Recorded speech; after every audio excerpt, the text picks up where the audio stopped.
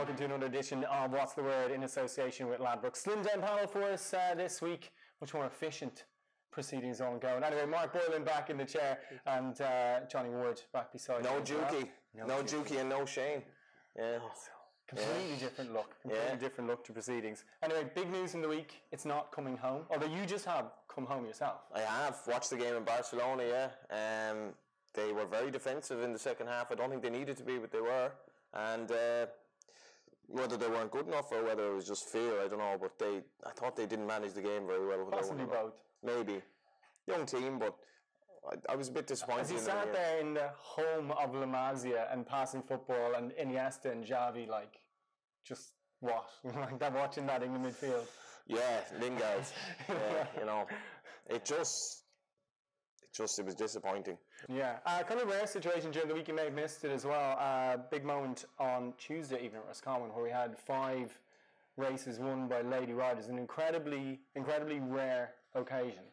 Rachel Blackmore is 6 clear as we speak, 20 to 14 at the moment, and something that I don't know. I think this is the best story in racing in a while. That not even that she's obviously a lady rider, which is kind of almost like a derogatory term. It's a little bit of a backhanded compliment. But the fact that she went pro when people said she was nuts, like that's what was more, because she was a kind of a struggling amateur. I remember when she went pro, and I remember a few journalists saying to me, "What is she at?" Like, and here we are. She's ex-champion condition now. She's leading jockey, and she's riding for like Henry de Bromhead, Jigginstown, and Willie Mullins. Yeah, absolutely, and that's one of the things that like her talent has shone through. That's always been sort of the mantra of equality in racing. Well, talent quality will rise, but compare this to what's going on in the flat mark. It's not really the same scenario. It is a different setup, Tom. It's disappointing from that side of things that we're not seeing as much progress from a female perspective there. You know, there's some umpteen talented ladies, and we know Nina and Katie are irreplaceable really, but there's lots of riders stepping forward between bumpers and then coming forward now. If you're Jodie Townend looking really smart, Paul's sister, you know, but on the flat it is a struggle. I think, as you pointed out there on Twitter during the week, there's only a handful of winners on the flat for females. One of them is Josie Gordon, 2 of them Lisa O'Neill, predominantly over jumps. There's a real struggle there to find ladies to ride in the flat. I mean, is it a situation where we should consider, even just on the flat, that 2 kilo allowance, just like they've done in France? You know, it worked for Hayley Turner. She's sort of restarted her career over there before coming back here as well. Is it something you'd be in favour of, John? No, like it worked for Hayley Turner. It didn't work for all the horses who were beaten in the race because they finished second to her, because she had what is clearly a sexist allowance, like saying, whether you like it or not, you're going out there saying you're not quite as good as these lads because you're basically not a bloke, so we're going to give you £2, and that's such a bad way of looking at it in my view. You know, I don't think it's all about, okay, the average man is going to be stronger physically than the average woman, but that doesn't mean that strength in the finish is overrated. It's completely overrated. And I'm going to say something vaguely sexist. I think some, you know, female riders just get a better tune out of horses than males do. I'm not sure I can substantiate that, but I actually do believe that. I think you watch Bryony Frost in terms of rhythm. You can't beat that. It's fantastic. I wouldn't be entirely dismissive of the allowance. In France, the male jockeys are not happy with it, by the sounds of it, from reading the media that we've seen on this side of the water about it. Everything is qualified though. Then if you win by a short hair, it's the allowance, like, you know, exactly. It's the allowance, and it's just with the flat jockeys, I can't see why they're not coming through more, because generally they're smaller and size should be a big help. So I don't really know why that is the case, but I would be totally against the allowance. Like, it's a level playing field. It's 50-50 in staff in terms of, you know, male, female in racing. We should be very proud of that. 1 in 7 races at Cheltenham went to a female rider this year, one of whom dislocated her shoulder. Yeah. That's where we're at, and that's what we should be looking at, you know. And we saw, was it Hayley Turner the other day, she got a kick of a horse. Yeah, we saw Holly Doyle getting smashed her teeth, and she's like, nothing major. And then you have Neymar in the World Cup all over the shop. Like, in Ireland, there is massive underrepresentation. Absolutely. Fraser McGoldrick at the time when this was coming out in France, he put up on Twitter, I think, in relation to a column that had been written, and he said that 40 to 60% lesser, or the males are 40 to 60% stronger upper body and 25 to 30% stronger lower body than females. And from that point of view, you have to decide, what is race riding all about? Is it all about strength? Is it finesse? It's a mixture of things. But it definitely plays a factor in it. I'm not saying that the allowance is vindicated, or would like to see it over here, but it's not how to turn entirely, I don't think. If it meant that you would have a group of lady riders coming through in race, or coming through in different academies in yards to go then ride, because the percentage of stable staff female. It's far higher than Elliott. That's what I mean. Like you got so many good work riders, good people in yards around the country. Translating that into flat riders could be the next thing you need to look at. It would just seem to me that there isn't an obvious pathway for people who don't have a connection to get into race riding. Yeah, I don't really know why. The flat thing doesn't make sense to me. In some respects, it should be more suitable for a lady rider to go down the flat route in terms of size and. I don't know. It's probably one of the biggest challenges we face because I think we're making great strides, or certainly the female riders are making great strides. Undoubtedly, undoubtedly. As you mentioned, Anyway, let's move on to the actual racing. Of course, the July Cup was won by a female rider in Hayley Turner and Dream Ahead a couple of years ago. This is a fascinating race. Mark, your thoughts on this? Like, obviously, we don't have Merchant Navy, he's retired. We don't have last year's winner, Harry Angel, but it's still a deep renewal. Very good race. I'm a little bit... I liked Blue Point prior to Ascot. And he did it nicely, but I do think he's more effective over 5 and 6. But this isn't the toughest 6 he's going to face. I know it's undulating, but I wouldn't have major concerns in that regard. I'd be a little bit worried about the form of the Commonwealth Cup. I'm not 100% sold on that with Echtidar and those. But I think the price of Sioux Nation is an overreaction at 20 to 1. And I'd be interested in him each way. But Blue Point is where I'd be looking from a win perspective. US Navy flag though, he's the intriguing one. What do you think of him, Johnny? You think 6 furlongs? Yeah, it's I thought he said a mile, but he's probably broke the speed a little bit, has he? I think he does say a mile. It's probably he doesn't fit into their milers sort of outlook now, I think. And Aidan has done this a lot in the past. I'm not sure it's going to be the answer. He might be good over 6, but I don't know if he's going to be good enough. Like just because he's ridden prominently in these races. This Simulation one is interesting. I was very, very disappointed with him now after the Royal last poor run, yeah. I was kind of thought that perhaps he might be 5 furlong horse, just the way they talked about him. Did you see the piece on ITV that they said he's a minute horse? In that he only has a minute's worth of going in him, and that's problematic over 6 furlongs. And it's a stiff finish at Newmarket in that July course. So I see how the complexion of the race has changed in the last 150, 175 yards. I think with the US Navy flag angle, Stravinsky was beating it in the jersey before coming on to here, stepping back and tripping. Obviously, I think he went to 5 afterwards again. And with Mozart, he went jersey, and he had previously started off in a Guineas trial, I think. So he was following a similar path to the US Navy flag. So it can be done. Actually, really remember mentioning last week, Aidan doesn't have great sprinters. Look, since 1980, 2 winnermost trainers in this race. Aidan O'Brien with 3 and Sir Michael Stout with 3. 3, yeah. You wouldn't be thinking the most obvious. No, it's not a huge number. I'm at Lamato actually. I'm going to take a chance. 2016 winners, basically, he's obviously the mile hasn't worked. Now it's whether or not he's able to revert as. I think he has the talent to do it. Whether he can do it after being trained to become a miler, I'm not probably the trainer to tell you that, but I think he's interesting, and I think they are kind of, I suppose it's by default that they're coming back here, but he is 10 to 1, and when you rock up... There's no suitable 7 furlong Group 1 for him. No, he needs quick ground. It's suitable for this horse though. It's the jockey's problem, it's the cloud seeding problem, there's going to be a lot of pace on the race. He's a talented horse, and I didn't Henry Kennedy doing very well with him, but something needs to click with him. Something needs to change to spark him. Get a 7 furlong Group 1 maybe. Yeah, the 4 isn't really. It's hard to know, but I definitely wouldn't write him off. But he doesn't get a mile anyway. He's not my cup of tea. He's done me a few times. He's a bit of a con artist at this stage at my money. But okay, Mark, who is for you in this race then? Who are you with? Blue Point will win it, and Sioux Nation should run well and be bang there. Okay, Johnny. Lamato, Tensive Lamato. I'm actually going to give Red Kirk Warrior a squeak to get back to form. You know, the Group 1 he won in Australia was a handicap as well. He carried top weight, 9 stone 1. Phenomenal. And I think he might probably should be more of them over here. Yeah, they'd be far more interesting from a sort of competitiveness point of view. On to the Bunbury Cup then, the big handicap.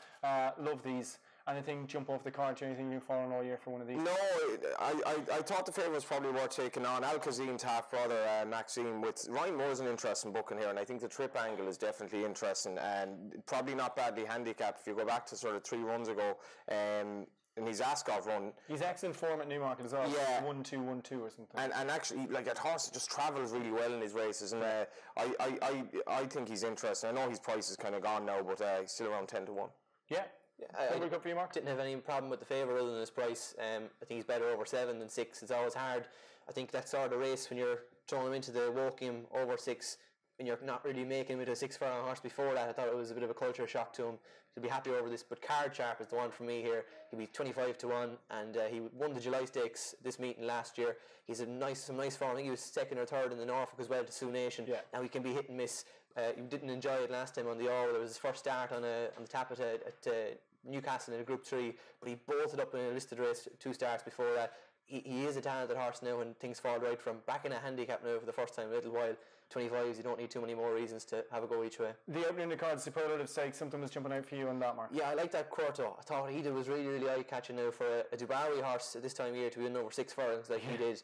It was really, really nice. And his dam is, we were chatting before with Johnny, and volume he's out of, and she was third in an Irish Oaks and an Epsom Oaks as well. So, you know, he's doing very, very well at this stage of his career. Steps up to 7 here. I really think he could be something very smart. And Cape of Good Hope has been a bit disappointing. I know he won last time, but he still has questions to answer for me. And he could be I think he's seriously exciting, that horse. If you just, like, as Mark said, for a horse who's nearly bred for sort of a mile and a half, to be showing that pace, and very well backed on debut as well. He went from like sort of 7 to 2 into 9 to 4 in a flash at the track, and that wasn't even a maiden. That was actually a novice race. So I'd say he's very exciting. I don't think Aidan's horse is anyway unbeatable. Yeah, no, absolutely. Anything in the summer mile for you at Ascot? Looking to back up that Queen Anne form. I'm looking forward to seeing what Lord Litters can do. I was impressed by him on Champions Day at Ascot before, and different sort of ground there at Ascot. He was very good. And I know this is a different track. This is on the round course rather than the straight mile. But he's ran well before around a bend, so I have little concerns there. Maybe Swedwa shouldn't be 3 times his price, because he is smart form on his day and likes the ground quick, and maybe he'll be needing to run well here for them to go on to America for something like the Arlington Million sort of style races. But no, I'm looking forward to seeing Lord Litters. He could be really nice. Yeah, I thought he looked attractive, sort of each Jamie Spencer. Yeah, absolutely. Johnny? I thought it was tough. Beat the bank. He ran a blind at the last day. He's always that little bit keen in his races, but this is a massive step down in class from that, and he has a fair chance. It's not a betting race for me. Anything else for you on Saturday? Jumping up the cards for any bets? I'm looking forward to seeing France and even the Grand Prix de Paris. Joseph sent down Daft, who seemed to be fancied for the handicap at Royal Ascot, but didn't go to plan. But I really like Kew Gardens. I was really taken by him now in the Queen's Vase, and he takes on DXB again and Nelson, and there's a couple of French ones in as well. But I'd be disappointed now if Kew Gardens couldn't do it again. Ryan rides him, Dunica is on Nelson. But Kew Gardens just going the right way. He could be a Melbourne Cup horse towards the end of the year. This could probably make it difficult for him handicap mark wise, but if he did win it, I really like this horse. He could be an arc horse in time. Yeah, Johnny? Nothing else for you on Saturday? Hope he wins the Ledger. I don't think it's possible. But I think the 3-year-old won the Melbourne Cup angle has suddenly become now a very attractive one. Yeah, absolutely. Well, since the Chubb won the Irish Derby, there was plenty of chat about it in Australia. Well, Lloyd Williams went on the radio in Australia 2 days later, and he said, I don't think we'll travel to Chubb. He says the weight is going to be too much, but it would attempt to try and keep the handicapper satisfied. But and that always works. You know, I think it was public appeals is probably the best way to go. But it'd be nice to see him back there again. Yeah, absolutely. Right, move on to Sunday. It's all the kind of jumps cards on Sunday. We've got flat card, it's Killarney. We've got Sligo, Perth, Stratford and Southall. We have a listed race, though, at Killarney, start of their July festival. It's a great festival. A great racetrack. Yeah, beautiful place to go. I think the weather is holding up as well. Do you have any kind of angles you look for at Killarney? You'd want to be on the pace, really. Yeah. It's on the pace on the inside. Yeah, it's probably not entirely unlike Listowel. Bit of a probably higher caliber track for flat racing, but you need to be on the pace. It's tight. It's certainly a place for a pace to be on the pace. That's it's one of those typical tough kind of listed races. I'm going to go with Clear Skies actually. Yeah. Just dropping back and trip. She's second to her second to the Jim Bolger horse Turret Rocks reads quite. Yeah, should have won that day. Lucky at it, bit disappointing the last year. I don't know what her trip is really. They've tried over 2 miles. We've been talking about her like all my life at this stage. They keep going with her. She's a half sister to Motivator. By See the Stars, but I actually think she's enough speed to go well here. But I mean, Clear Skies. Clear Skies is friend of the show and friend of other shows as well. Friend of us all. Yeah, Mark, I think for you this, I kind of like Petticoat placed in the race last year. I am more Petticoat here. I was so impressed with what she did. I know it was a handicap off 90, and think she went up 12 for it, but like this is it's a listed company now. Like really, really strong on her.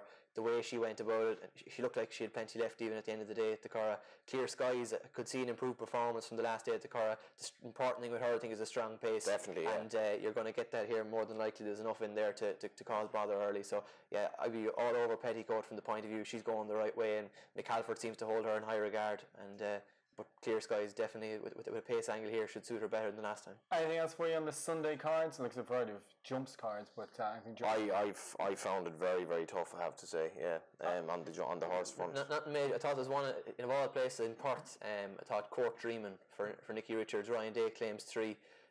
He won a novice hurdle last time in a novice once again here. Initially, before that, he had been 10 lengths behind Champ, but 1 to 14 in a novice around there. But he seems to be going the right way. He only cost him $8,000 there a couple of years ago. So I do think he's a nice start. He could be fun over the summer, but hopefully he can add another one here at Perth on Sunday in the opener. At this time of the year, you just kind of every kind of race you see, are you making Galway notes in your head? Kind of like, but other like. Galway's just, I like looking at Galway when Galway starts, it's just, Galway's Galway, obviously any Dermot Well catcher now, you'll be thinking about Galway, but, there's too much to be worrying about without even going down that road yet, You have to safely get back from Barcelona first. Anything for you, Mark? It's very tricky at this stage, particularly the plate and with the hurdle, to even know what's going to run is quite tricky. I thought an interesting one that ran a quiet race in the Grimes hurdle was Don't Touch It, Jesse Harrington's horse. Like if you look at his previous hurdles, David Jennings listening. I don't know. Well, he took plenty of my money now for the Grand Annual last year. It wasn't a nice day now to see him trying jumping like a snooker table around Cheltenham, but in ground that didn't suit. But the headgear works with him when he's on a right day. And like you think his previous hurdle start before that, he had beaten Petit Mouchoir, Brain Power, York Hill. First Grade 1 winner by Scorpion. This is what I mean, like the great Scorpion. And we're here and looking at him. If he gets into a Galway hurdle, I'd be very, very interested in him. Scorpion is too maligned at this stage. I think he's restored his reputation a bit. Another winner in Leopardstown the other night on the flat. Okay, wow. His talent knows no bounds. No.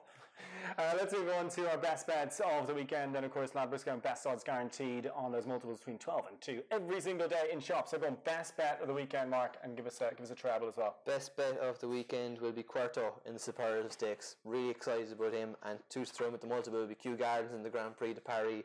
And we'll throw Petticoat in the listed race at Killarney on Sunday. Okay, my multiple's going to sound a lot like yours. Johnny, yeah, I'm going to go Cuerto as well, actually, is my bet of the weekend.